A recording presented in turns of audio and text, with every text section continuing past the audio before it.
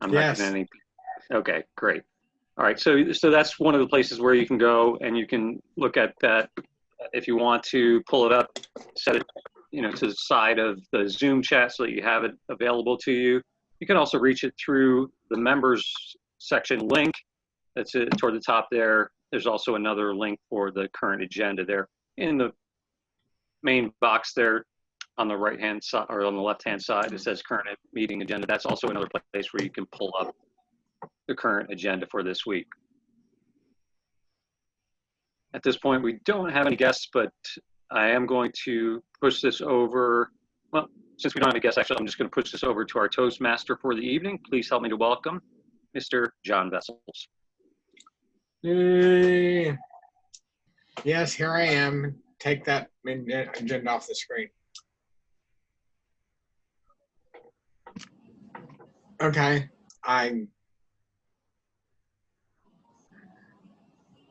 thank you. All right, good evening, everybody. Welcome to another Thursday edition of Dallas Social Toastmasters. I am here sitting in my home, as I see we all pretty much are, keeping our social distance and trying to stay away from COVID-19. So I pray that we're all safe, happy, and healthy. And now I'd like to go ahead and start our meeting for tonight.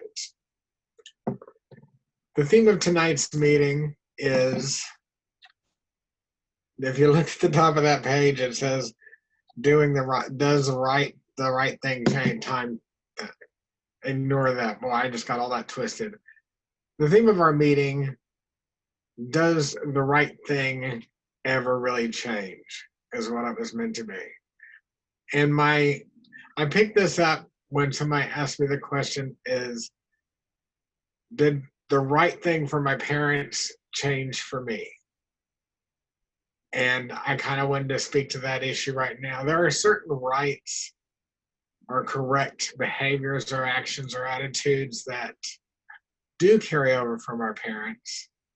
And some things are universal truths that are always the right thing to do in most situations. There's always exceptions in life, but the right thing is always the right thing. And go back to what all our society is based on, pretty much is like the 10 Commandments, those right rules that are out there that we all grew up with.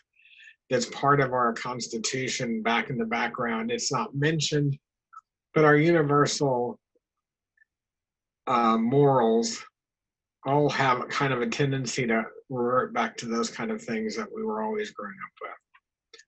So some rights never change. So I'm going to go on this with a little bit, but let's start with our duty holders for this evening. And our duty holders for tonight are going to be, we'll start from the top. And Dawn, you have two jobs. You are our vote counter and our timer. So will you explain your duties, please, ma'am? Yes, the one just disappeared. And I have to say I got the script already, but I didn't get the cards ready. So once it's someone else's turn, I'll get the cards ready. And thank you, Mr. Toastmaster. As timer, I will be helping the speakers practice expressing a thought within a specific time. My duty is to time prepared speeches, table topic speeches, and speech evaluations during this meeting. The green card indicates qualifying time, the yellow card is target time, and the red card is maximum time, and you have 30 seconds to finish up. For a 5 to 7 minute speech, prepared speech, I'll show the green card at 5 minutes, the yellow card at 6 minutes, and the red card at 7 minutes. For evaluators, you have 2 to 3 minutes. The green card is shown at 2 minutes, the yellow card at 2 minutes 30 seconds, and the red card at 3 minutes. And you have 30 seconds to finish. For table topics, each speaker is encouraged to speak for 1 to 2 minutes. I will show you the green card at 1 minute, the yellow card at 1 minute 30 seconds, and the red card at 2 minutes. If you speak under time or over time by more than 30 seconds, you will be disqualified and are not eligible for awards. I will report qualifying times when called upon throughout the meeting. Mr. Toastmaster, back to you. Oops. There we go. Thank you, Don. Our second duty holder this evening is going to be Mr. Rob Giles. And he's going to be our odd counter. So, Rob, tell us what the odd counter does. Thank you very much, Mr. Toastmaster. As odd counter, my job tonight is to listen for any crutch words or pregnant pauses that may be part of what you're saying, and they shouldn't be. They shouldn't be intentional, or if they are intentional, then they're appropriate. If they're not intentional, then it's something we need to work on. And these crutch words are things like you know, those are the most frequently used. Also, I'll be looking for words like so and things that are transitional that we don't really need. When I hear any of these things, or if I hear a long pause that's not intended, then I actually have a clicker here and I will click. So hopefully y'all heard that. And I'll do that throughout the meeting, except for during the prepared speech. But I will take notes throughout the meeting, regardless of clicking. And I will give a report at the end of the meeting when asked by the general evaluator. Back to you, Mr. Toastmaster. Yay. Thank you, Rob. Our next duty holder is our posture monitor. Bless you there, Lee. And Lee, will you explain your duties as a posture monitor, sir? Yes, as posture monitor, I will be looking for the various postures throughout the meeting and take note of them and give a report at the end of the meeting.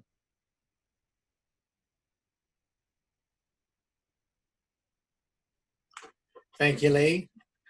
And our last duty holder for tonight is going to go ahead and be me as the grammarian. And as a grammarian, I'm going to listen to all the speakers for good and bad uses of the English language, interesting phrases, things like that. I'm also going to going to present the word of the day. And the word of today is axiom. It means a universal truth or accepted fact. So an axiom is a lot of times is the old wives' tale, or not the old wives' tale, excuse me, how's that? The water runs downhill. We all know it happens. It is possible for water to go uphill, but not without help. But to say water runs downhill is an axiom. It's the truth, universal, that we all accept. So I will do notes on grammar, and I will present them at the end of the night when the general evaluator calls on me to do that. So now let's talk about, is the right thing changed? Yes, ma'am. Do you want me to do vote counter? Yes, please. Okay. Okay. Thank you, Mr. Toastmaster. I will be the vote counter tonight. Please, when you are ready to do your votes, go to chat and say who you are voting for and for which speech. So the ribbons that Dallas Social Toastmasters gives away at every meeting, one will be for best speaker, best table topic, best evaluator, and then best of the big three, which is Toastmaster, table topics master, and general evaluator. And this is something that I haven't seen before, so I don't know if it's new or we really just don't do this. Whoa. It says there is another ribbon for the most enthusiasm ribbon. Is that we don't usually, we don't do that one. Okay. Dawn, I've won that one so many years, it's embarrassing. You what? Yeah. I've won that one so many times, it's embarrassing. We stopped doing it. Okay, back to you, Mr. Toastmaster. Thank you, Dawn. Sorry about that. No worries. All right, so now let's go back to, does the right thing ever change? Well, yes, I think so too. In some situations, you have to remember that, say, our parents or even our grandparents back in the day wore floor-to-length dresses. They always kept themselves all covered up. Nobody saw flesh on them. Even when they went to the beach, they would wear very well covered bodies, and you were lucky to see feet and hands in the old days. I go to this because my parents are both gone, but mom would be 100 and something now, and dad would be 108. So my parents actually almost went back to the turn of the 20th century. My grandparents definitely did.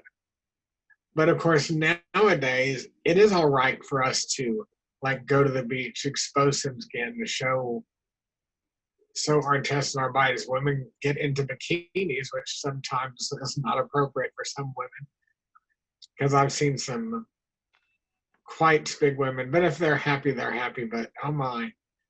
And I saw a man at Walmart the other day that was wearing a T-shirt and looked like he was wearing Speedos underneath, and that's all he was in. That is not right. Personally, if it didn't bother him, I guess it didn't, because he was just going to town. But for a good part, some of our mores and our values don't change from our parents.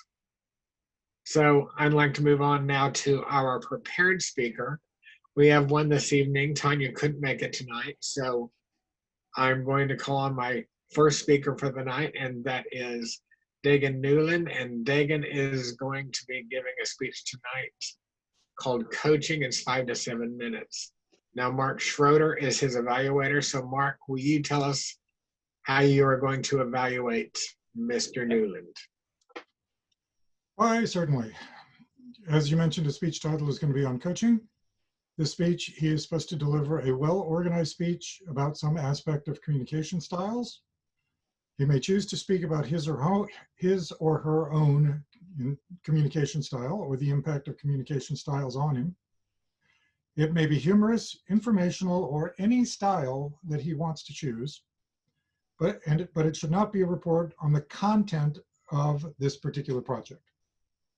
So that concludes his speech requirements, and his time is 5 to 7 minutes. Thank you, Mark. Hold on one second, John. I just want to preface also that, you know, I want to work on my kind of off-cuff speaking, so I did not prepare for this. I just wrote like a few bullet points. So that's also a goal. I want to talk about Mark, if you can kind of evaluate me on that as well. Will do. So I just want to put that out there. So I just going to try to work on my off-cuff speaking, and all I had in front of me was just a couple of bullet points to go off of. All right, that's it. All right, thank you. So now let's hear from Dagan. Coaching, Dagan Newland. Yay! All right, when it comes to coaching, first of all, I want to kind of tell you about the different styles of coaching, because I do want to reference, and so you know a little bit about it. You know, first of all, there is a direct coaching, which is decisive, competitive, independent, and confident. Then you have supportive, and this style is a calm, steady, approachable, sincere, and gentle type approach. Then you have analytical, and this style is precise, exact, and logical. Then you have initiating. And that style is sociable, and enthusiastic, and energetic, and spontaneous. So when it comes to coaching, the way I coach is kind of a direct type coaching. I've always been the one to get to the point, because I never did like to beat around the bush. And I don't like to, plus, a little bit of politics also plays kind of in that too, because when you get politics in there, you kind of have to beat around the bush, say certain things a better way.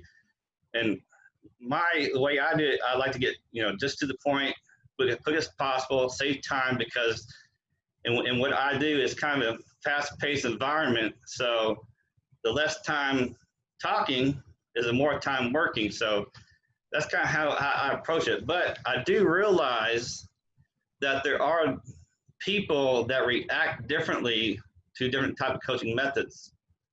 For example, back when I was still a loss prevention manager, I had one associate that the way she performed best if I did a supportive style and talk to her about how well she was doing and things like that, versus, getting to the point and saying, this, and this. She responded better to praise and support and how well she's doing, to actually produce better numbers and you know, catch more shoplifters and things like that. And then, you know, I have other people, like now as my receiving manager, there's one particular associate that works in my store that you have to be more analytical. You have to actually tell them, you know, exactly precise and exactly tell him what to do and how to do it for him to actually get the gist of what needs to be done. So when it comes to coaching, you know, you may have your overall basic style, but you got to realize, you know, people respond differently to different type of coaching styles and give your feedback that way. So that's one thing I've been working on actually, you know, lately is realizing this. So when I think about all my different employees, I got to break it down, you know, because there are some employees like me that like it direct, you know, so I just give them, you know, direct coaching or direct feedback, and they're good with that, and they're good to go. But so when it comes to my personal feedback, when I'm getting feedback to me from my bosses, I find this actually kind of funny, because throughout my whole career with the company I'm at now, you know, except for the very beginning when I first became a manager, you know, I don't actually get that much feedback. And it's maybe because, I think it's because I knew what I was doing, and I always got what needed to be done first and got it done earlier than mostly the other managers from the other store. Because I knew, because we always had this bad list. You know, if you didn't get your projects done in a certain amount of time, you know, you got through on the bad list, and she'd call you out on emails. So I would always get mine done within the first few days or within the first week that was due. So I never really actually received much feedback. And when it comes to, but when it comes to getting that feedback, though, I really did want it, but I just never really knew how to approach them to really ask for the feedback, which is probably one of my downfalls, because, you know, you want to be able to talk up to your manager and, you know, to be able to get that feedback. Because if you don't get that feedback or coaching, you know, you don't know where you stand, you know, within the process and really how you're doing, other than the fact that, you know, you must be think you're doing good because you're not getting that feedback. So like in my mind, like I said, since I don't get that feedback, I think I am doing good, which I really think I am, to tell you the truth, to be blunt about it, because like I said, you know, I always get my stuff done within the correct time frame. I work hard. I always have my projects done, you know, in a timely manner. So pretty much to, you know, really wrap it up, when it comes to coaching, you have to know what your employees respond to and go through that type of coaching process. You know, and not, like I said, they're not everybody the same. So you want to make sure you follow the particular type of coaching method that they respond to most. And when it comes to your boss coaching you, you got to think about how they coach you and how you respond to it. And maybe talk to your boss about how you respond and how you react as well. So I hope you enjoyed the information, and back to you, Toastmaster. Yay, thank you, Dagan. Now, Dawn, did Dagan qualify on time? Yes, it was exactly 6 minutes. All right, thank you, ma'am. Okay, well, there's no need for a vote since we just have the one speaker tonight. So please make comments and send them directly to Dagan in chat. Now, one more thing that I want to cover, does the right thing ever change? Let's talk about laws and society. Yes, laws change. Things that were illegal can be illegal now. I have one example. Back a long time ago, abortion, of course, was illegal. It was always done very surreptitiously. You gave it a secret. You didn't let anybody know you were pregnant, especially if you're going to end the child, because it was just a scandal. Then Roe versus Wade came along and abortion was available in almost every state. And it was legal and women could manage their own bodies without interruption. Now, we're getting so many states and so many legislations that's trying to reverse that. So sometimes what was right for our parents is something that wasn't right for our parents is now right for us, but now we're coming back full circle where they're trying to make it not right anymore. So how do you make a judgment on that one? All in all, I still have a thing. There are some things that are right for my parents that I still hold on to. I have my own opinions and desires and wishes and things I want to do, and I can rationalize what's right for me too, that even if it didn't match what my parents would have approved. So we all make our own decisions, but I think all of us basically have some kind of right built into our mind, our personality, our thing that carries us through our lives. Okay, now I'd like us to move on to the next portion of our meeting, and our next portion is table topics, and our table topics master tonight is Mark Sims. So Mr. Sims, take it away. Thank you. Along the lines of the theme tonight, I'm going to ask a few questions about morals, ethics, doing the right thing. I would like you to remember you will need to speak for a minimum of 1 minute, a maximum of 2 minutes and 30 seconds, including the 30-second grace period. Please use the word of the day axiom. It's an axiom that to win the table topics competition here, you have to use the word of the day. That's one type of example to keep in mind. And the first question has to do with the toughest ethical challenge you've ever had. Sometimes we're all presented with difficult ethical decisions, but I would like to ask Lee King, what is the toughest ethical challenge he has ever had? Can I interject? Lee, can you please be sure that you have the timer on your screen or pinned to your screen? And again, that timer is Dawn. And John too, so you can get the word of the day. Exactly. I think it's really hard to. I'm sorry. I think it's really hard to really pin down one particular ethical decision that I've had to make in my life that really stands out. I think that we're all challenged throughout our life and have to make decisions. And a lot of times there is no real axiom in the way in which you go about making your decisions, or sometimes there's no axiom for the decision that you make. But whatever decision you make, you of course have to live with it. For me, I think one interesting challenge, and this happened a few years ago in a hospital that I worked at, and the hospital's not around anymore. But we actually had a patient that was positive, and he was from Africa, and he decided he wanted to go back home. And it really came down to if he was determined to leave and he was going to leave against medical advice,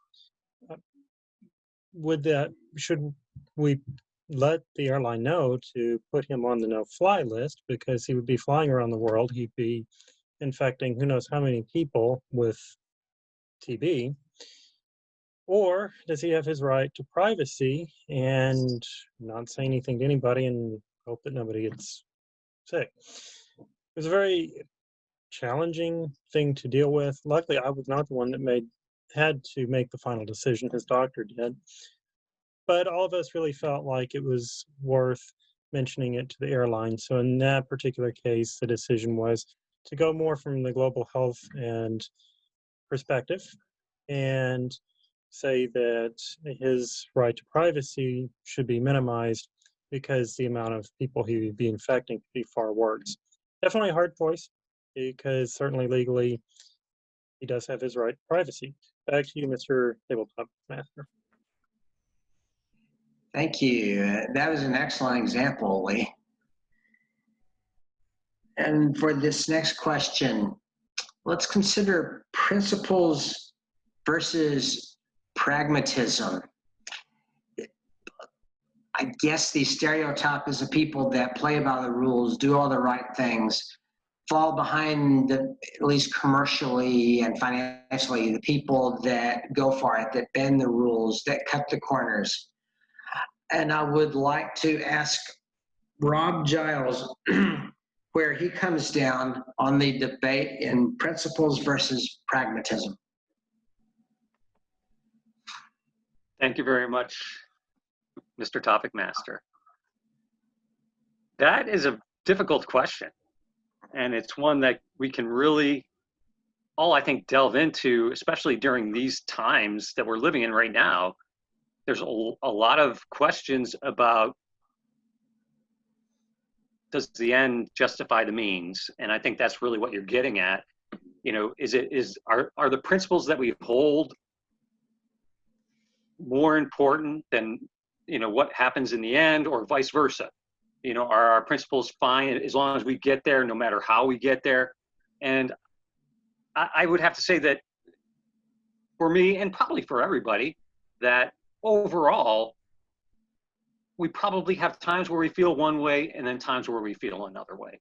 And it could be on a topic by topic basis. Perhaps particular topics that we get fired up about, topics that we don't really care as much about, but we want things to work out in the end. And so it's a matter of how much we actually put into that, how much of our heart we put into it, how much we actually think about it.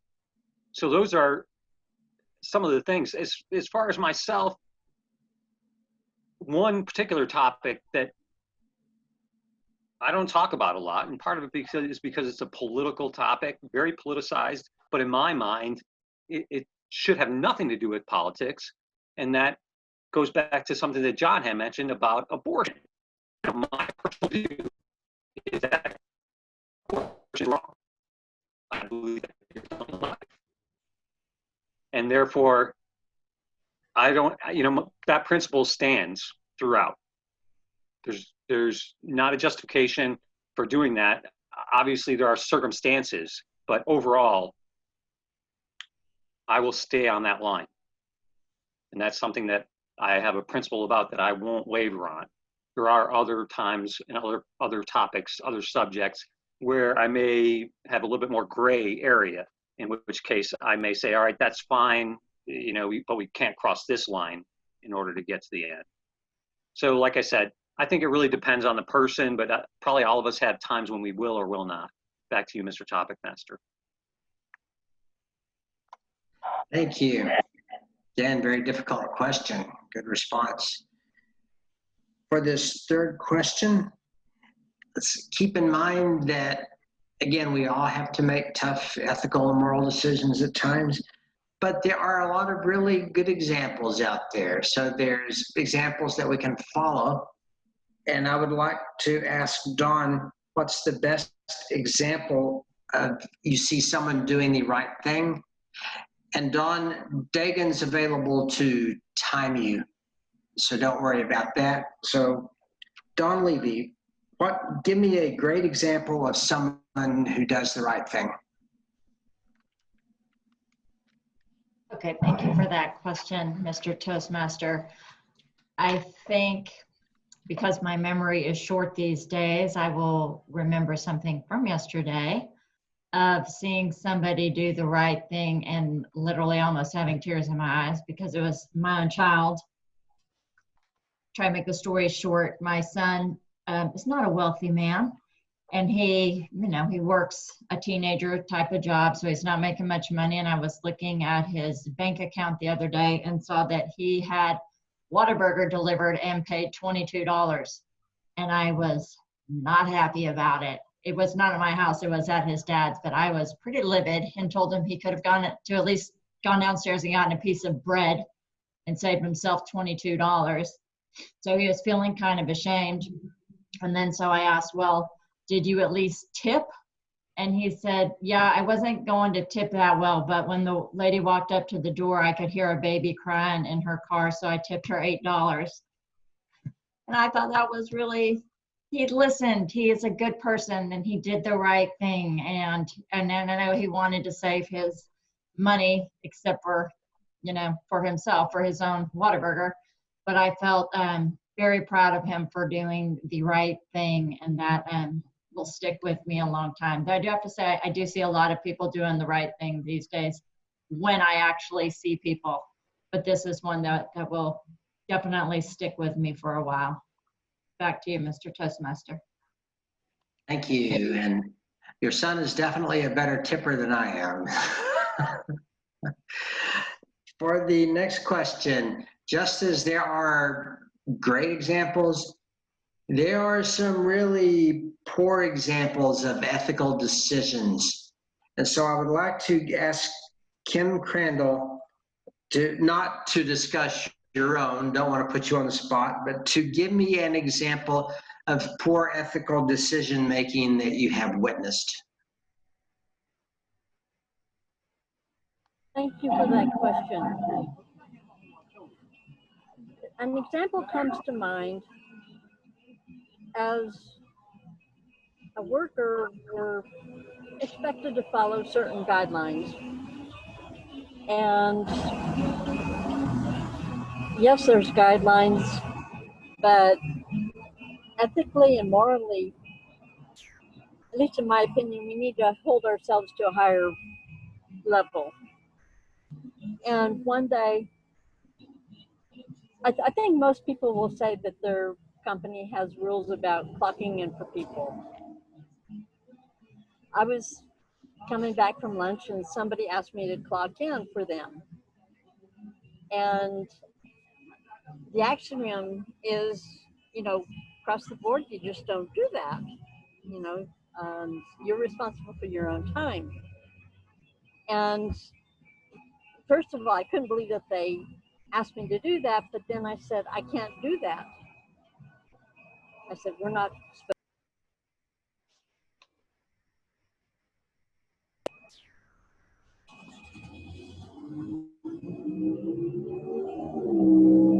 And so basically that's an example that comes to mind right away. Table Topics Master. Thank you, Kim. Thank you for practicing good safety, wearing a mask, and we are glad to see you. Final Table Topics question, and this will go to John Vessels, since he's obviously been giving this a lot of thought in preparation for tonight's meeting. John, what is your ethical challenge to America? Oh my goodness. Should we go there? My ethical challenge to America is do the right thing and get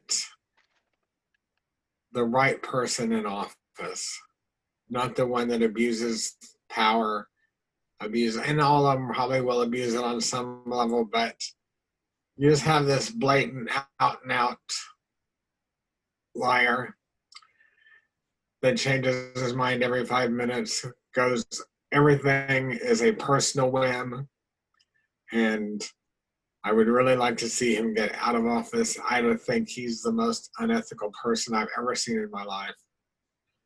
And proud of it and brags about it and doesn't see it, doesn't care. So my axiom for this is get people in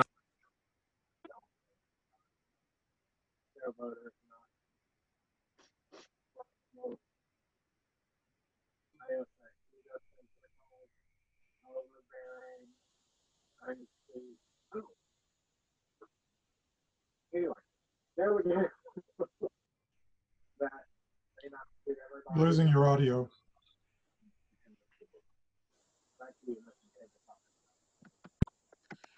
Thank you, John. Near the end, you were cutting out significantly, but I think we got your drift. You didn't hear any of that? Okay.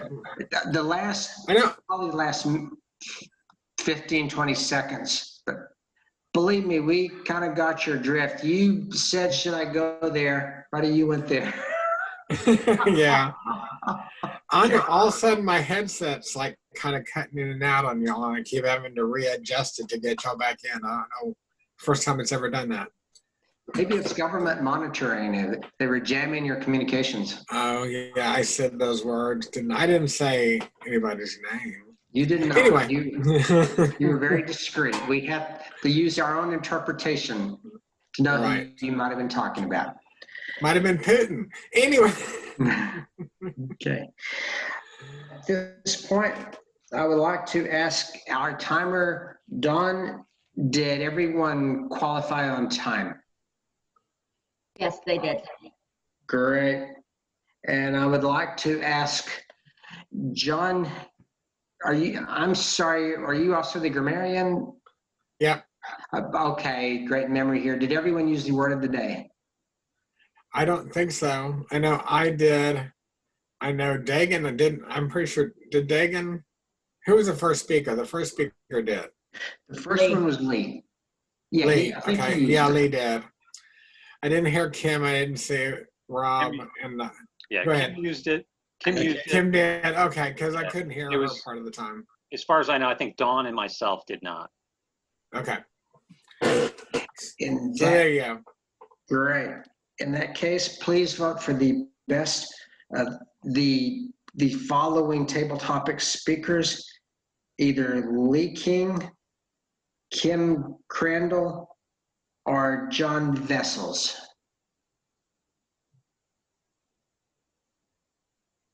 And send those to Don Levy. Excellent. Send those to Don. You are correct.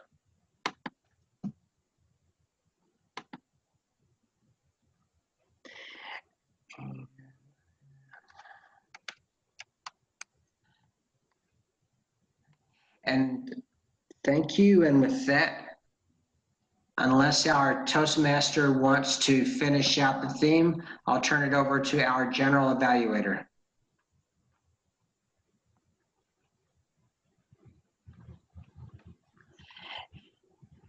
And please forgive me, who is our general evaluator tonight? I'm your general evaluator this evening. Thank you, Lee. So I will go ahead and go on with evaluating the meeting. Everybody here is familiar with what the general evaluator does, so with no further ado, I will go ahead and introduce our one and only speech evaluator this evening, Mark Schroeder. Mark, will you please give us your evaluation of Dagan's speech? Sure, let me get a timer pinned real quick.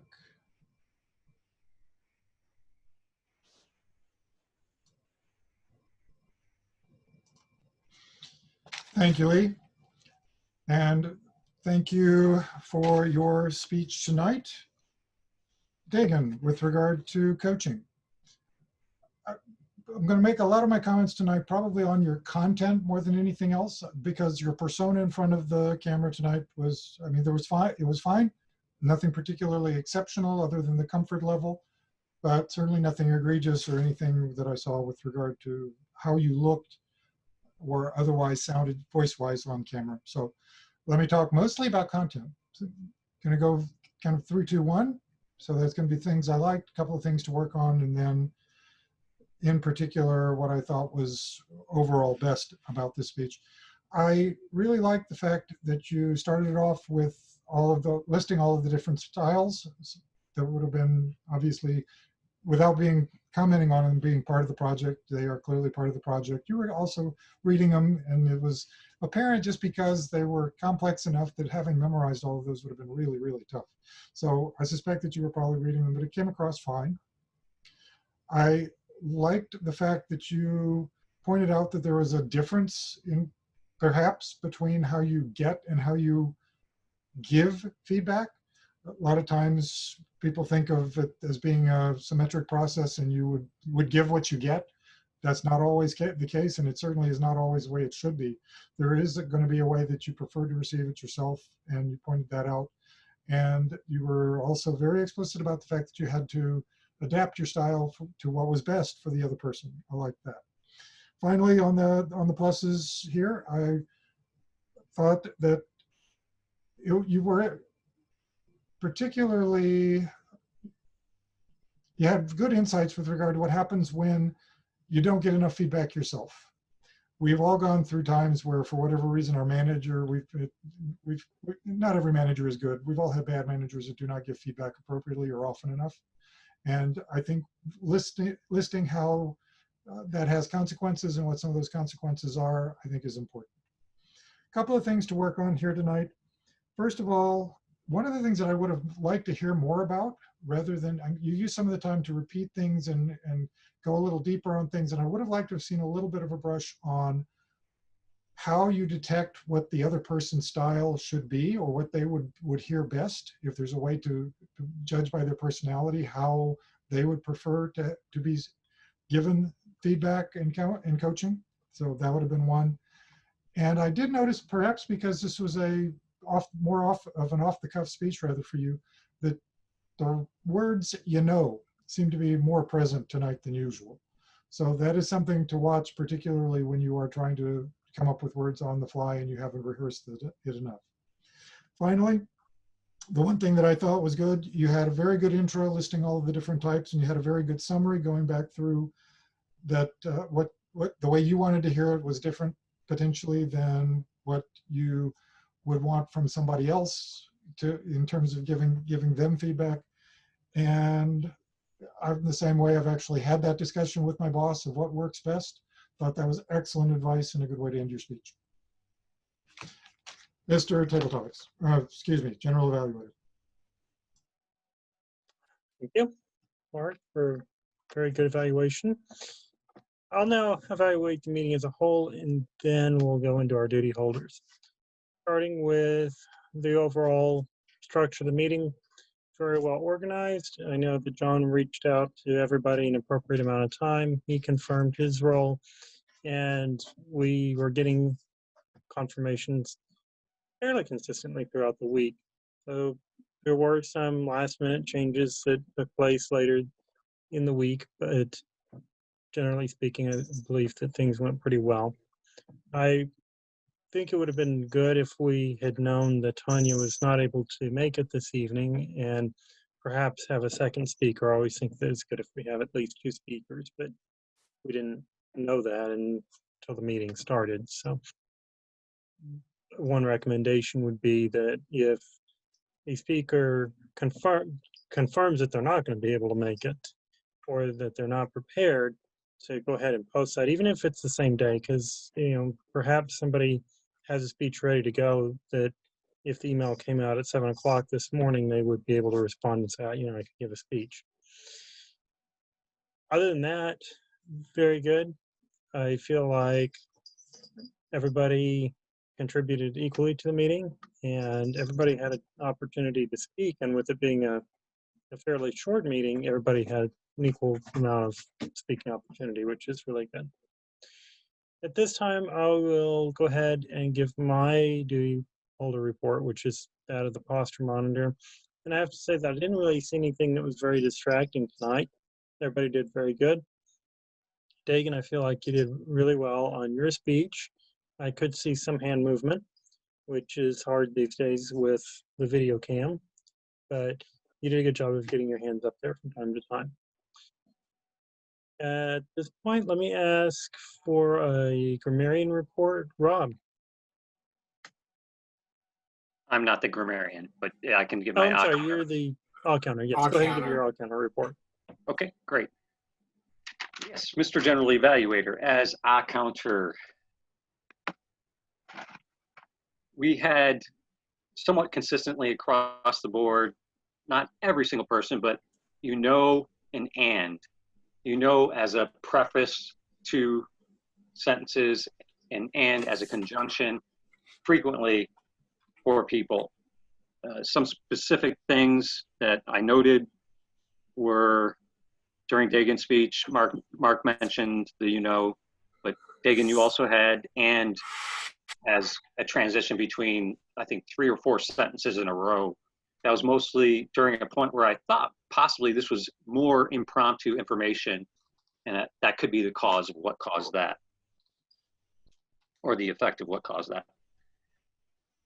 Beyond that, during table topics, you also had, I think, 4 sentences, and they were all connected by and they were all in a row. So that's something for you to maybe think about and work on. Dawn, during your table topics, you had a couple of uhs, a couple of ums, also you know. No, I did. That was Dawn. That was for Dawn. And then Mark Schroeder, you had 1 during your evaluation. Everybody else, pretty clean. Like I said, keep your eyes or your ears listening for the uhs, the ands for transition. You knows when you're going to start something. Back to you, Mr. General Evaluator. Thank you. Don, did Mark qualify on time on his evaluation? Yes, he was right at 3 minutes, 30 seconds. Oh, all right. Good job. And let's have our grammarian, which is John. John, may you please share your report this evening? Okay.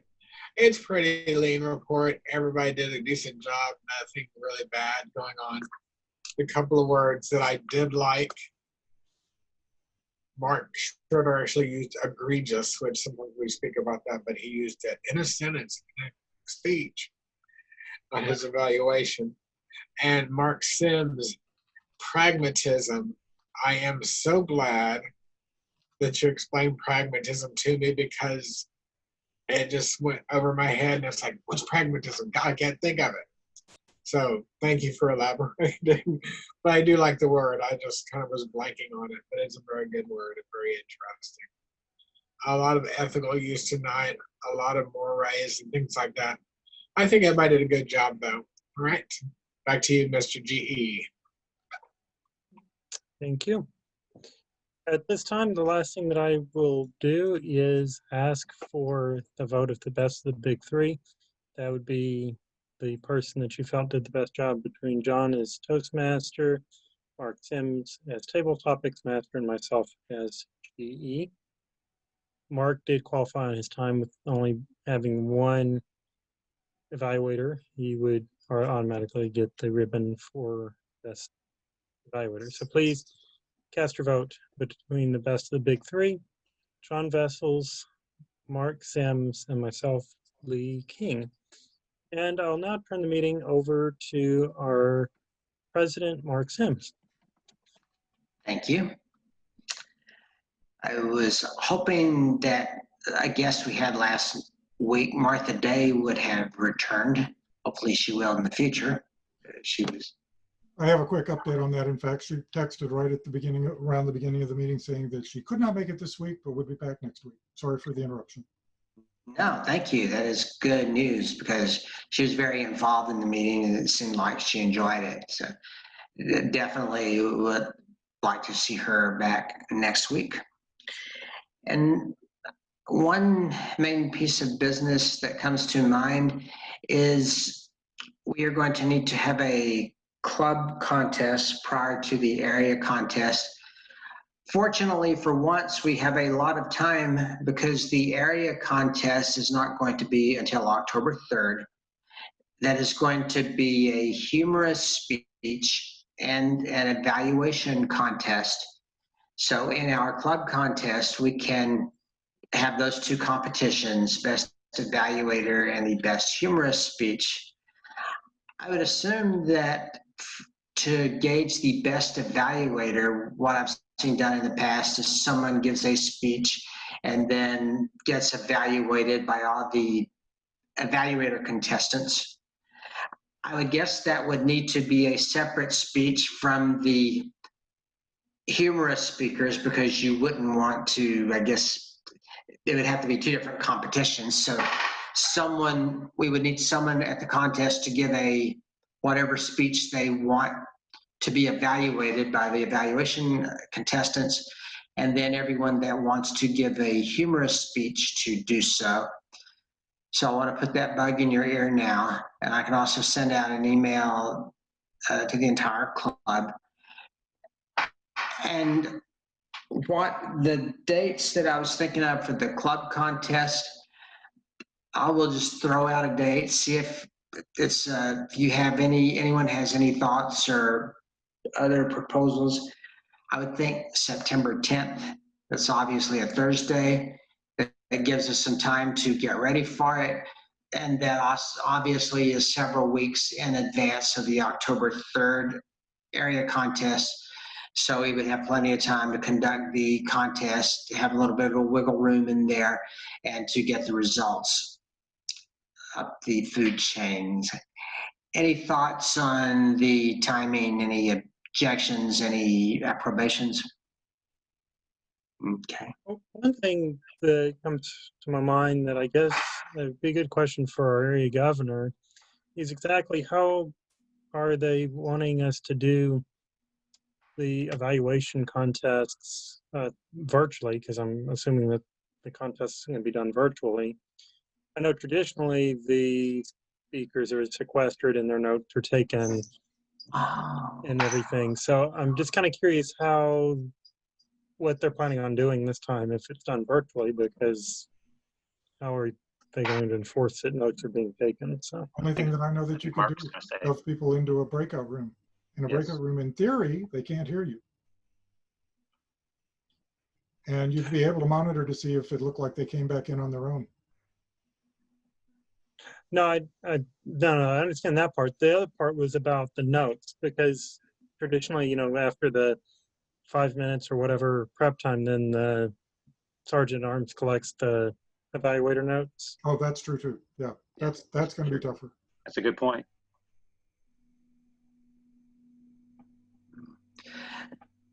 So the sergeant at arms would collect the notes of the people that are going to give the evaluation? Correct, after the 5 minutes, because that's not really fair if you've got 5 evaluators. If Oh, that's right. if Okay. evaluator 1 has to give their evaluation, the other person has, I guess, 10 Okay. minutes to. That's right. And you get the notes back to give your presentation. Yeah, you just don't have 10, 15 additional minutes to hone your analysis. Okay, that makes perfect sense. And okay, that's a very good question. And we're in a brave new world of Zoom meetings. There have to be some reliance on personal ethics, the theme of tonight, but you can't always rely on that, but hopefully you could in a Toastmasters meeting. Okay. And just so any response right now, anyone that has an interest either in competing in the evaluations or the humorous speeches? Okay, I would do Rob, the what would be your- evaluation. Yeah, I'd be interested in evaluation. There's a possibility maybe humorous, but that's a little far-fetched, but it might happen. Okay. And I don't think I have another humorous speech left in me. A few years ago at one of the speech contests, I gave a humorous speech about a fictional presidency of mine, and I must have got too close to current day politics, and I was definitely trying not to associate with either party, but there was one person in the audience, some young woman, that was glaring daggers at me. Maybe she just looked at my demographic and assumed she knew who I voted for, but I mean, whoa, I was almost withering there on the stage. So honestly, I don't think I haven't try and think of one, but we would also need people to, I guess, moderate the contest. So please do continue to think on that. I'll send an email out to the entire club and consider if you'd like to give a humorous speech or if you'd like to join the evaluation competition. 2 great evaluator contestants already. Does anyone have any additional business they are aware of? Yes, sir. Yeah, it's actually, I got to thinking about this just the other day. So we are the first week in August right now. Dues will be coming due towards the end of this month, first part of next month. Yes, one thing that as officers or at some point we'll need to determine is what are we going to do about dues, especially since we don't know when we will be returning to Ozona, or if we need to plan on not going back to Ozona until after the new year. Just something to consider. Okay. Let me see. Next week would be the 13th. In that case, after the meeting next week, would the officers be interested in having an officers meeting and trying to get a handle on what we would do? Obviously, there would have to be the dues paid to the international organization, but as long as we're on Zoom, obviously expenses are a lot lower. And what I can also do is send out an email to the club about to the officers about a meeting next week after the regular meeting. And Rob, I saw your hand up earlier. Thank you very much, Mark. Yes, I wanted to mention for any of our officers or any of our members really, still, there's going to be one more TLI, which is Last Chance TLI, and it's taking place on August 15th. It's a Saturday, and it goes from, at least it's showing as going from 9 a.m. to 3 p.m. So that generally means that there's a lot of good stuff in there. Probably a keynote speaker in the morning, and then you have your section of you have your section of officer classes and some other ones that are mixed in. You'll generally have a noon or 11 o'clock session that's a special class, and then some other special classes in the second half of the day, along with more of the officer classes. So great opportunity if any of our officers have not yet done their 2 hours of training. And I suspect, although the block schedule is not up yet, I suspect that there's probably going to be some other good classes that we can take or consider taking or watching or listening to or whatever it might be through Zoom. So I just wanted to point that out again. It's Saturday, August 15th, Last Chance TLI. I'll send out an email when we get closer to that. And actually, Rob, also, Mary Gomez sent me today an email reminding me of that Last Chance TLI. She identified the one officer we have that hadn't had the training. So I forwarded that notice to that officer. So that way he's aware and he has the link to register plenty of advance notice so that he will at least have access to that last chance.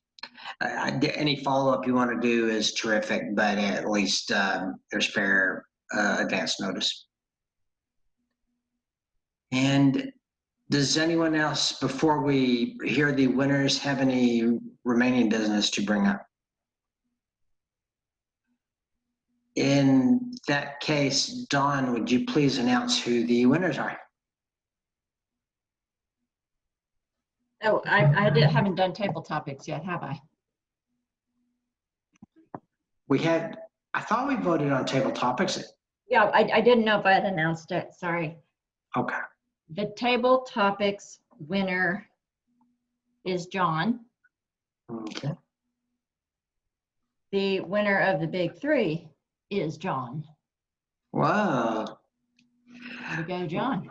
Well, John, Well, thank you very much. you weren't a speaker tonight. Otherwise, you might have run the table. And I say I know. speech. Yeah, John was disenfranchised tonight. He didn't get to do the hat trick. Okay. I know. That's just wrong. Anyway, well, thank you all. Thank you. Great job. And thank you for the speech taken and for the evaluation, Mark Schroeder. Thank y'all so much. And if there's nothing else, I hope y'all have a terrific weekend. Oh, and we still have the social hour Sunday night. Yes, we do. while I've got people here, I have an option this week of doing it at either 7 or 8. Does anyone have a preference? Let's hear them. 8. I would prefer 8. I don't care. I can do that. It doesn't matter to me. Let's do it at 8 then. Normally that's when Yeah.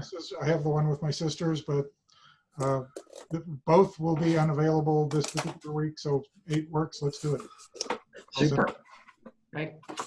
And Dawn, just to raise your hand. Oh, Yeah. I was also going to ask about the time, if a time had been decided for that. Okay, excellent. All right. Thank y'all so much. Good to see everyone. Good seeing everyone. Have a good week. Good night. Yeah, y'all too. Be all safe. Aye. Bye. Aye. Bye. And in the recording,